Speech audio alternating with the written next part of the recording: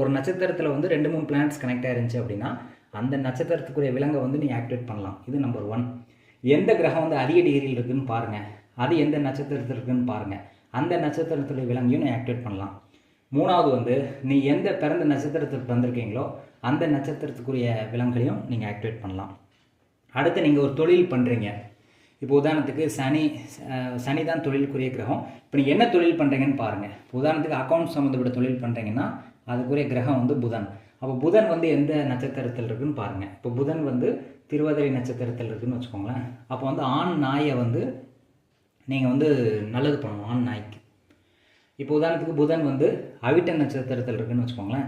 பெண் சிங்கத்துக்கு நீங்கள் நல்லது பண்ண முடியாது. அப்போ பெண் சிங்கம் சம்மந்தப்பட்ட வீடியோஸை வந்து நீங்கள் பாருங்கள். அப்படி வீட்டில் வந்து பெண் சிங்கம் ஃபோட்டோ வந்து மாட்டி வைங்க. அப்போ என்ன நீங்கள் வேலை பார்க்குறீங்கன்னு பாருங்கள். அந்த வேலைக்குரிய காரகிரகம் வந்து எந்த நட்சத்திரத்தில் இருக்குன்னு பாருங்கள்.